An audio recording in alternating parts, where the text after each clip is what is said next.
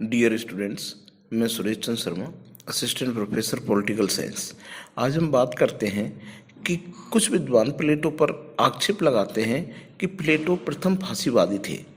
प्लेटो का दर्शन फासिज्म का जनक है। क्या ये सारी बातें सत्य हैं? क्या वास्तव में प्लेटो फांसीवाद का जनक कहलाने के योग्य है? क्या उन्होंने अपने सिद्धांतों में फांसीवाद को प्रेरित किया? इन सारे विचारों पर आज हम चर्चा करते हैं। मित्रों, कार्ल पॉपर, क्रॉसमैन, रसेल, अल्फ्रेड हार्नर जैसे विद्वान प्लेटो को प्रथम फांसीवादी हैं। उनका मानना है कि प्लेटो ने फासिस्ट विचारधारा, जिसमें सर्वसत्ताधिकारवादी विचार मूल में होता है, उसको प्रेरित किया।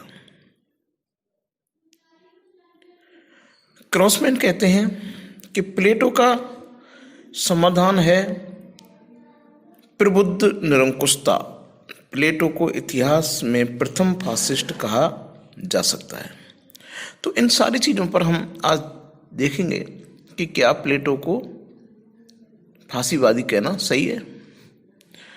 तो अब हम इस विषय पर आगे बढ़ने से पहले यह देखते हैं कि फांसीवाद होता क्या है। प्रथम विश्व युद्ध के बाद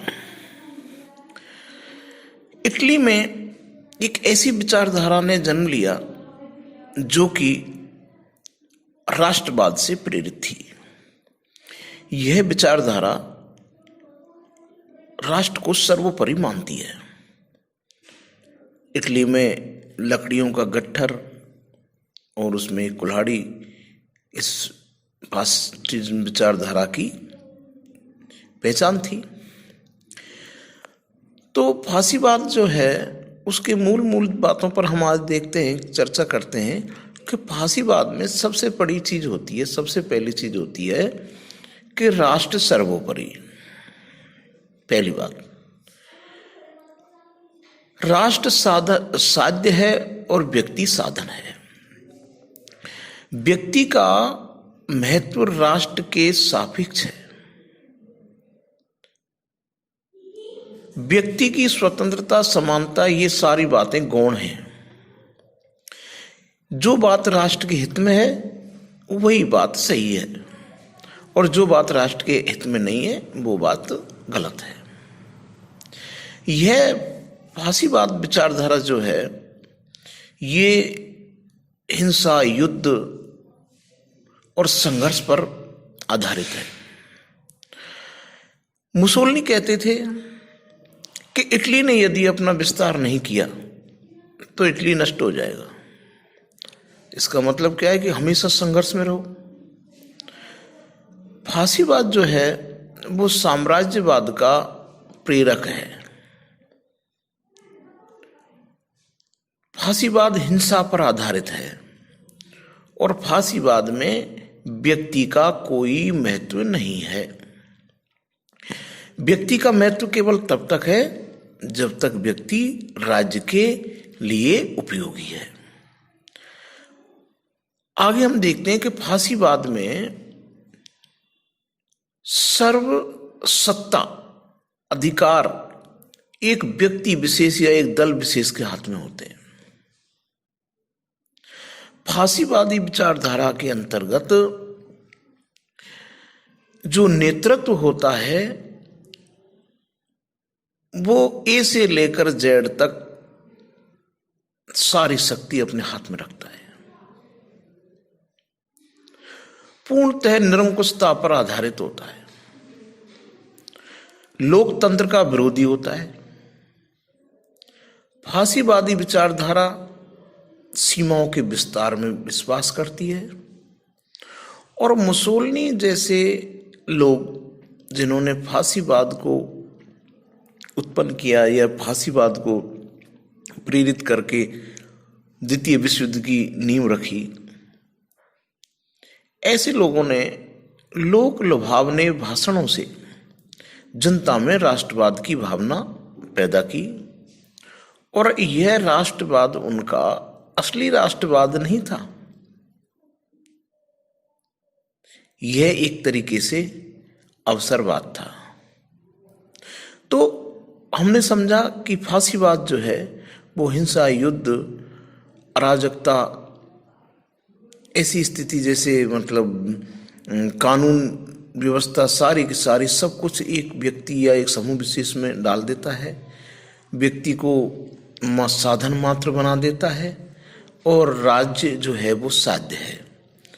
राष्ट्रवाद की भावना से प्रेरित विचारधारा है। ये सारी चीज़ें फांसीवाद में होती है। अब हम देखते हैं कि प्लेटो का जो दर्शन है, प्लेटो के जो सिद्धांत हैं, उनमें फांसीवाद हमें कहाँ कहाँ पे दिखाई देता है। तो प्लेटो और फांसीवाद में समानता के कुछ बिंदु हम देखते हैं। जैसे लोकतंत्र का विरोधी, प्लेटो भी लोकतंत्र का विरोधी है और इधर फांसीवाद भी लोकतंत्र का विरोधी है। प्लेटो ने एथेंस में जो प्रजातंत्र था उसमें जो लॉटरी प्रणाली से वहाँ के शासकों का जो चयन होता था, इसका विरोध किया। उन्होंने, प्लेटो का कहना था कि हर काम के लिए उस काम में एक विशेषज्ञ आदमी होना चाहिए और लॉटरी व्यवस्था से किसी को भी शासक बनाया जा सकता है। तो ऐसी लोकतांत्रिक व्यवस्था का प्लेटो विरोध करता है। उधर फांसीवाद भी लोकतंत्र का विरोध करता है। फांसीवाद कहता है लोकतंत्र मूर्खों का शासन है। अब हम आगे चलते हैं कि व्यक्ति के विषय में दोनों की क्या विचारधारा है।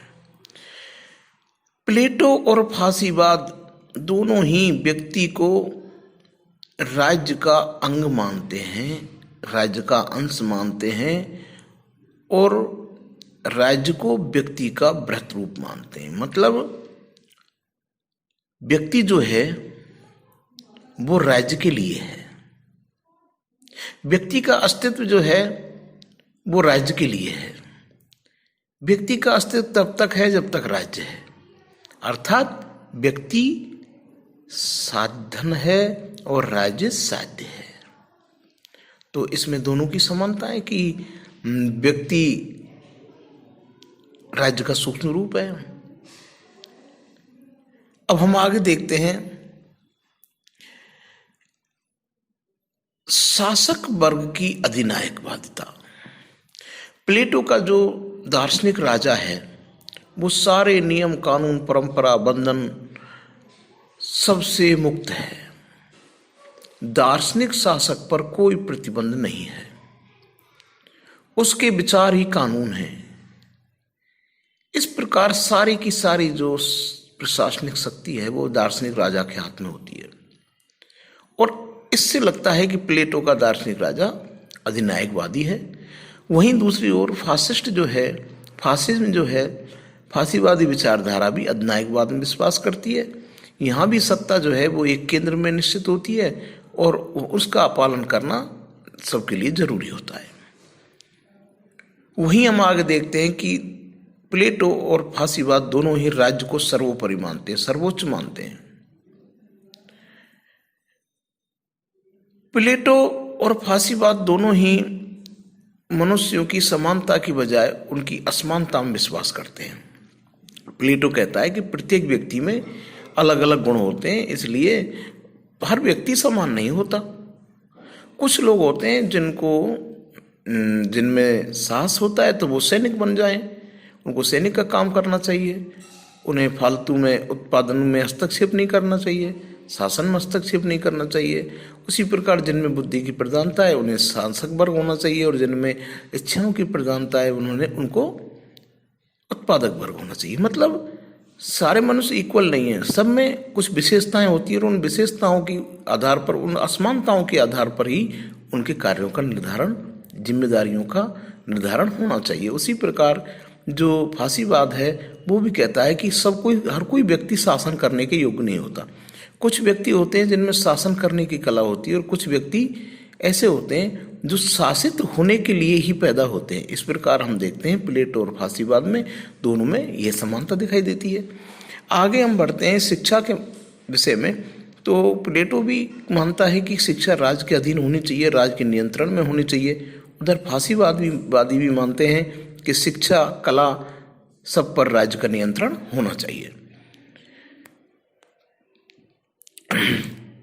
आगे चल के हम देखते हैं ड्यूटी, कर्तव्य। प्लेटो और फासीवादी दोनों का ये मानना है कि व्यक्ति का राज्य के प्रति कर्तव्य है, व्यक्ति का कोई राज्य के प्रति अधिकार नहीं है। व्यक्ति राज्य को देने के लिए बना है, ना कि लेने के लिए। इम्पोर्टेंट ये नहीं है कि राज्य ने तुम्हारे लिए क्या किया, इम्पोर्टेंट ये है तुमने राज्य के लिए क्या किया। इस प्रकार हम देखते हैं कि प्लेटो का जो दर्शन है वहाँ पर हमें कुछ फासीवादी सिद्धांत से मिलते जुलते से समानताएं दिखाई देती हैं, परंतु हम ये नहीं कह सकते कि प्लेटो एक फासीवादी था। अब हम दोनों में अंतर देखते हैं कि प्लेटो का दर्शन और फासीवाद किस प्रकार अलग अलग है। सबसे पहले देखते हैं नंबर 1, प्लेटो का दर्शन जो है वो साक्षात विवेकवाद पर आधारित है, बुद्धिवाद पर आधारित है। वहीं फासीवाद जो है वो विवेक विरोधी है। प्लेटो मानता है कि व्यक्ति में बुद्धि और तर्क के आधार पर शासन किया जा सकता है। वहीं फासीवादी मानते हैं कि मनुष्य एक भावना प्रधान जीव है और बुद्धि का उसमें अभाव होता है, कुछ लोगों में ही बुद्धि होती है। प्लेटो का दूसरा अगला देखते हैं। प्लेटो का जो सिद्धांत है, दर्शन है, वो आदर्शवादी है और फासिज्म जो है वो यथार्थवादी है। प्लेटो अपने दर्शन में, अपने चिंतन में कहीं भी समझौता नहीं करता। वो आइडियल कंडीशन या आइडियल मॉडल प्रस्तुत करता है राज्य का, न्याय का, शिक्षा का, साम्यवाद का, जबकि फासीवाद जो है वो व्यवहारवादी या यथार्थवादी है, जो वास्तविक धरातल पर जो कंडीशन हो सकती है उसमें विश्वास करता है। प्लेटो संयम की बात करता है और फासीवाद दमन की बात करता है। प्लेटो का जो शासक है वो सब कुछ त्याग देता है, परिवार, संपत्ति, सुख सुविधाएं, विलासिता का जीवन, सब कुछ त्याग देता है। वो संयम से जीवन जीता हुआ शासन करता है। उसका शासन एक तपस्या है, जबकि फासीवादी जो विचारधारा है, फासीवादी जो लोग हैं वो दमन में विश्वास करते हैं। वो युद्ध, सत्ता लोलुपता ऐसे गुणों से भरे हुए होते हैं और वो जो व्यक्ति उनकी बात नहीं मानता उसको दमित करते हैं, दमन कर देते हैं उसका। प्लेटोवाद जो है वो नैतिकता पर बल देता है, जबकि फासीवादियों के लिए नैतिकता कुछ नहीं है। उनके लिए वही चीज़ नैतिक है, वही चीज़ सत्य है जो उनके हित में है। जबकि प्लेटो के दर्शन में नैतिकता, न्याय, ये सारे जो सद्गुण हैं वो एक तरीके से निरपेक्ष हैं, और यहाँ पर फासीवाद में सारी चीज़ें सापेक्ष हैं, जो हमारे हित में है वो सही है। इस प्रकार की विचारधारा है, तो दोनों में अंतर स्पष्ट दिखाई दे रहा है। प्लेटो साम्यवाद में विश्वास करते हैं, जबकि फासीवादी साम्यवाद के विरोधी हैं। माना कि प्लेटो का साम्यवाद और आधुनिक साम्यवाद दोनों अलग अलग हैं, परंतु प्लेटो के दर्शन में साम्यवाद के बीज हमें दिखाई देते हैं। जैसे शासक वर्ग संपत्ति और परिवार नहीं रखेगा। प्लेटो के दर्शन में एक बात आती है कि समाज में धन की अधिकता और निर्धनता नहीं होनी चाहिए। तो प्लेटो के दर्शन में साम्यवाद है, जबकि फासीवाद जो है वो साम्यवाद का ध्रुव विरोधी है। और उसी का परिणाम है कि द्वितीय विश्व युद्ध में इन फासीवादियों ने सोवियत संघ का डटकर विरोध किया, और आगे जो कुछ हुआ वो आप जानते हो। प्लेटो का जो दर्शन है, प्लेटो का जो लक्ष्य है वो है आत्मनिर्भर नगर राज्य, जबकि फासीवाद का लक्ष्य है साम्राज्यवाद। प्लेटो का दर्शन आत्मनिर्भर बनना है, प्रत्येक नगर राज्य को आत्मनिर्भर बनाना है, उनके लिए ऐसी व्यवस्था करनी है कि जिसमें उनको पूर्णतः विकास हो सके। प्लेटो अपने नगर राज्य को आत्मनिर्भर बनाने के लिए व्यवस्था करते हैं कि 540 उसकी जनसंख्या होनी चाहिए, उसकी सीमाएं भी निश्चित होनी चाहिए, सीमाओं का अधिक विस्तार ना हो, ना ही इतना कम विस्तार हो कि लोगों की आवश्यकताओं की पूर्ति भी ना हो सके। जबकि दूसरी ओर फासिज्म जो है वो अपनी सीमाओं के निरंतर विकास में विश्वास करते हैं और फासीवाद जो है वो साम्राज्यवाद को बढ़ावा देता है। आगे देखते हैं हम न्याय संबंधी धारणाओं में अंतर। प्लेटो जो है उसके सभी सिद्धांतों का मूल आधार है न्याय। प्लेटो का मानना है कि न्याय का मतलब है कि व्यक्ति को उसकी नेचर के अकॉर्डिंग वर्क मिले, व्यक्ति अपने गुणों के अनुसार कार्य करे और उसके कार्य में कोई हस्तक्षेप ना करे, यही न्याय है। जबकि फासीवादी कहते हैं कि सत्ताधारी व्यक्ति की आदेशों का पालन करना ही न्याय है, मतलब जिसकी लाठी उसकी भैंस। इस प्रकार हम देख सकते हैं कि प्लेटो और फासीवाद जो है दोनों अलग अलग विचारधारा हैं।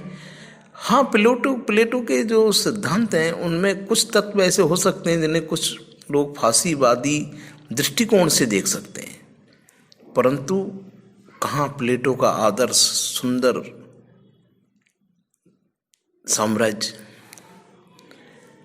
कहाँ प्लेटो का आदर्श स्थिति, आदर्श राज्य, जहाँ सुसंस्कृत लोग, जहाँ शासक त्याग की मूर्ति है, और कहाँ फासीवाद जो युद्ध, अराजकता, हिंसा, बल प्रयोग, दमन आदि में विश्वास करता है। प्लेटो तो सैनिक भी यहाँ इसलिए रखता है अपने राज्य में, सैनिक वर्ग का निर्धारण भी इसलिए करता है कि उसकी सीमाओं के अंदर कोई घुस ना जाए।